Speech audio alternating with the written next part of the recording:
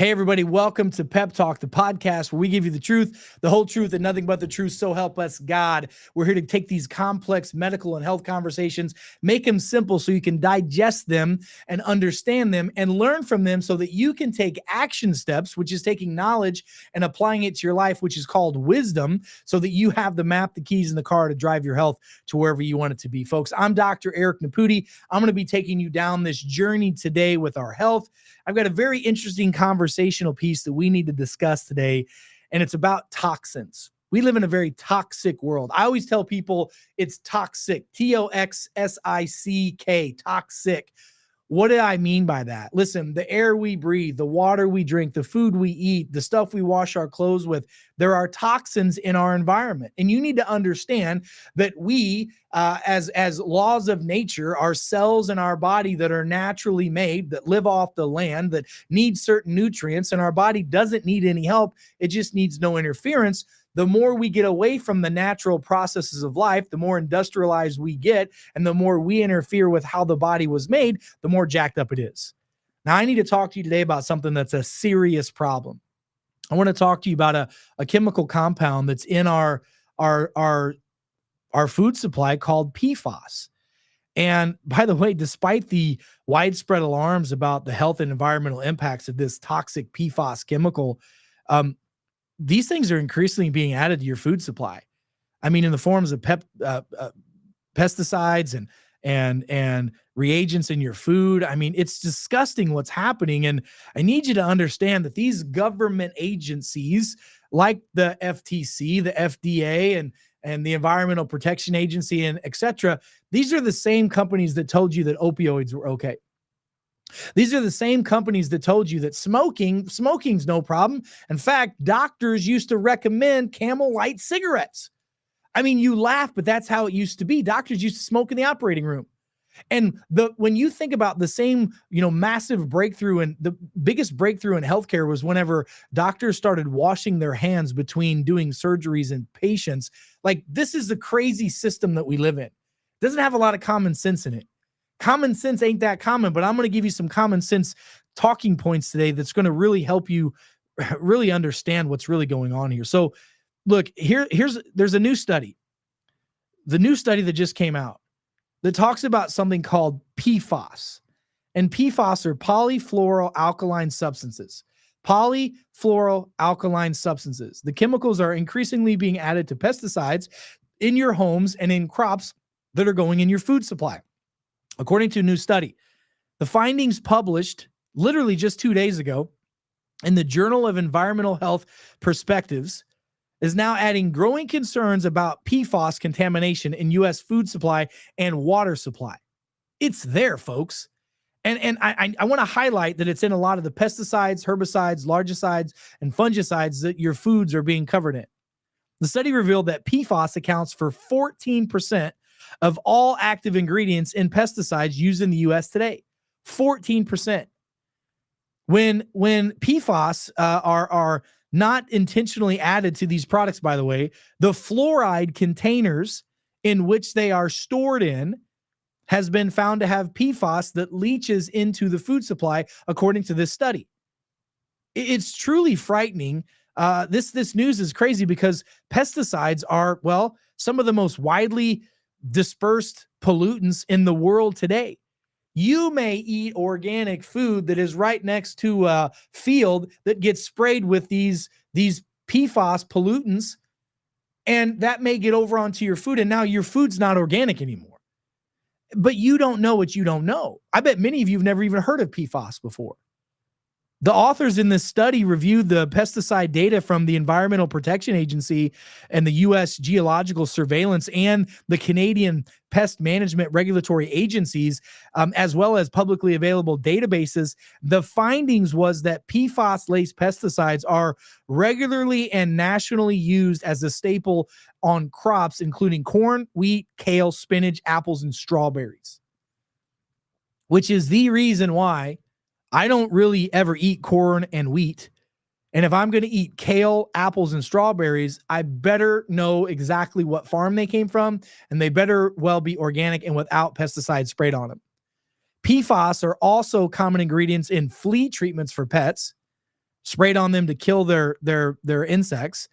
The study comes to show that there's a petition, by the way, I'm looking at it right now, petition delivered to the EPA in July of 2024 by the Centers for Food and Safety and other nonprofit organizations asking to ban PFAS. Why? What are the regulatory concerns of this? PFAS has been used for decades, they say, on so-called consumer products because they are forever chemicals. And they cause a series of massive health problems and can even cause organs and the immune system to be damaged. One of the same qualities that makes PFAS concerning environmental health advocates, one of the things that they're saying is it can disrupt the immune system. It can be leading to endocrine and hormonal imbalances. It can cause a weakening of your immune system, which can cause you to be more susceptible to infections, and there could be an increase in certain types of cancers because of this.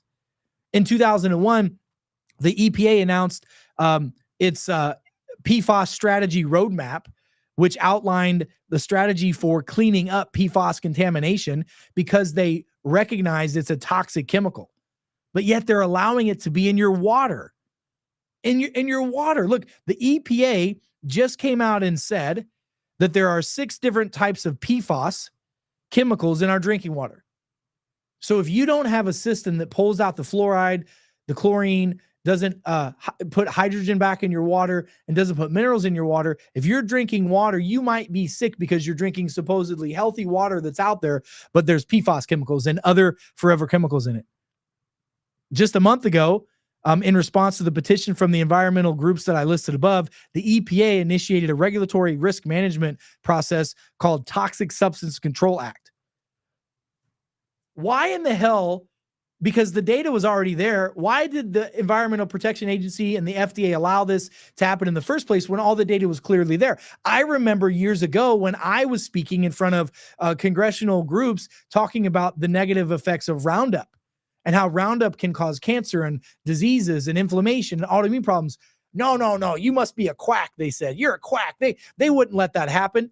Now here we are almost 20 years later, $2 to almost $3 billion later in class action lawsuits for Monsanto and Roundup. Monsanto sold to Bayer because Monsanto had such negative brand equity because they lost a $3+ billion class action lawsuit because of Roundup. It's the same crap that's happening now. It's going to be the same cycle. Promise you in 10 to 15 years, they're going to go, oh yeah, PFAS is bad, killed so many people, we can never use it. We already know that today. So why are we allowing this to happen? And by the way, if there were things that could be used to pull these forever chemicals out of your body, you want to know about them? There are, and I'm going to share it with you at the end of this. So after testing 10 different pesticide products for PFAS, in May of 2023, the Environmental Protection Agency found that PFAS is in all of them. All of them. So these forever chemicals are very problematic. And if we don't take the right action steps, then we're going to have more health problems. What are some of the health problems that we could have from this? Well, here's our list. Heart disease, cancer, inflammation, autoimmune issues, leaky gut, skin allergies, food allergies, weakened immune system. I mean, the list just goes on and on and on, you guys. This is just disgusting. So what do? You got to do the best you can to mitigate your exposure to these. I would have a home filtration system for my water. It is a solid health investment plan. Invest in something that can filter your water from the water you bathe and shower in. We have a filtration system at my home. And invest in a filtration system that you can drink out of so that it can clean the water that comes through your pipes. It can pull out the chemicals the best that it can, the chlorine, the fluoride, some of these other forever chemicals that can be pulled out through these filters, and it can infuse the water with hydrogen and other minerals to make the water alkaline and living water. And then here are some chemicals that have been proven to help pull forever chemicals, plastics, PFAS, all this kind of stuff out of your system. You know, things like lead, mercury, heavy metals, which feed parasites and bacteria and just destroys your immune system. Number one, Shilajit. Shilajit is a compound that it's a derivative, if you will, of soil-based organisms. Shilajit is phenomenal for pulling out and leaching some of these compounds.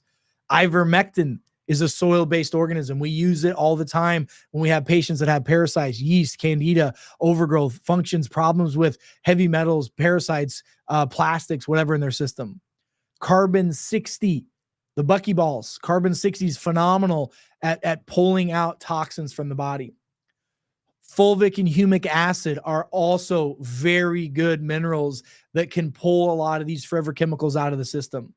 I'm a big fan of zeolite, but it has to be a kaliniptonite zeolite. It has to be a nano-sized form of zeolite so it can get into the bloodstream and into the lymphatic system and into the small intestine where it can pull a lot of these chemicals out. I'm a huge fan of diatomaceous earth and a huge fan of using things like activated charcoal. So those are some things that you can do to get some of these forever chemicals out of your body. You know, the EPA just recently came out after 2 years of sitting on this study of fluoride in humans, and they said there's no safe levels of fluoride in your body. But yet, when you go to the dentist, they give you a fluoride treatment. There's fluoride in some of your toothpaste, not in my toothpaste, but there's fluoride in some of your toothpaste. There's fluoride in the drinking water that's out there. The water dispenser at your kid's school has fluoride in it. Fluoride has been proven to lower IQs on people. And if fluoride consumption is high at a young age, it can slow down the neurological productions of the brain and the body. So why are they allowing those into our food supplies if we know that those things aren't healthy? I mean, there's chemicals that are in the compounds that you brush your teeth with and that you inject into your body. You know what's in vaccines? I'm not against vaccines. I'm not for or against anything. I'm for people having the right opportunity to understand something. Why are there so many adjuvants in there? Why are there so many heavy metals and plastics? And when they tell you they're not, they are. Scientists just discovered, a recent study showed that 80+% of individuals that are out there today have plastics in their system. Let me show you this. The EPA failed to protect consumers from toxic PFAS chemicals. There's a lawsuit that was just filed. This was just this year. U.S. regulators have failed to protect the public from millions of plastic contaminants and other toxic containers, PFAS and other forever chemicals. There's a massive class action lawsuit that was just filed in July of 2024. The lawsuit filed on July 25th in the U.S. Court District of Columbia alleges that the U.S. Environmental Protection Agency violated the Toxic Substance Control Act by neglecting to demand that manufacturers stop making containers using fluorination process that results in PFAS in our food and our water. When the EPA proposed drinking water regulations for 6 PFAS chemicals in March of 2023, the agency stated that it had determined that there was no safe levels of PFAS or any type of polyfluoride acid in the body. And they said that it's likely to cause cancer. So why in the hell is it still in there? The EPA failed to protect the public from exposure to toxic PFAS. That's their daily job to do that. Why has nobody been fired? And why is this not a big congressional hearing that you're hearing about? Moms, why are you not up in arms about this, that your children are being fed PFAS chemicals all the time?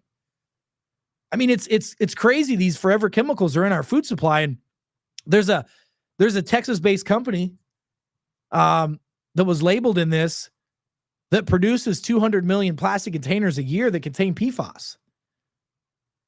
In December of 2023, the EPA ordered enhanced to stop the PFAS production. Didn't work. It didn't do anything. It was all a bunch of bureaucratic rigmarole. And by the way, did you know that pesticide exposure is likely to cause cancer more so than smoking? Let me say that again. There's a new study that just came out. People who don't smoke could have a higher risk of cancer because of their exposure to pesticides, because of the PFAS. This study was just published July July 25th of 2024 in Frontiers in Cancer Control and Society magazine. And they found that if people are exposed to PFAS or other agricultural pesticides, they have an increase in, listen to this, all cancers, but primarily bladder cancer, colon cancer, leukemia, lung cancer, and non-Hodgkin's lymphoma, and pancreatic cancer, all associated with PFAS and with heavy agricultural productivity, more so than smoking. That's pretty powerful. In fact, that's really dang powerful. And when you're looking at some of these reports out that are now saying cancer rates are soaring, especially cancer rates in young people, experts are now saying, what's going on? We're seeing all these PFAS in the body, these chemicals that we ingest through our environment. And because we ingest them in our environment, into our body through the environment, they go into our body, into our cells. And what happens when they go into our body, into our cells, our body says this is not normal. And it amounts an autoimmune response against that. And people are in a state of high inflammation, which causes low metabolism. So they gain weight, they're exhausted. It causes low hormone production. So they're got up and went, and their body deteriorates faster. They stop the production of peptides naturally in their body, so the cells aren't being signaled. It destroys the gut microbiome, and that causes leaky gut and all kinds of other problems, all because the PFAS is in there. And our governments globally are allowing it. Why? Because the lobbyists are getting paid to do it. Think about that for a minute. That's why self-care is the real healthcare. If you understand the real story, you got a better idea of how to take care of yourself. Experts are warning about this. So there are a lot of things you can do to mitigate and detox your body, but you need to take action on it. So I know this is a lot of information. In fact, if you look, I just want to pull this study up. There's a new study that shows that men, listen to this. Scientists now have discovered plastic nanoparticles in men's testicles. I'm going to say that again. Science has discovered plastic particles in men's testicles. Science discovers microplastics in men's testicles, rising concerns about their potential impact on reproductive health. We're seeing a massive increase in testicular cancer and a massive increase in infertility in men. Part of it's because of this. Researchers were surprised to find microplastics in the testicles of men, given the tight blood barrier that male reproductive system has, known as the blood-testes barrier, that's supposed to be impenetrable. But these PFAS chemicals, plastics, and other things are getting across there. The study found microplastics in all, not one or two, but all of the tests examined, with polyethylene being the number one, polyethylene and PFAS. There's a 2003 study similarly found plastics in male reproductive organs, including testes and semen.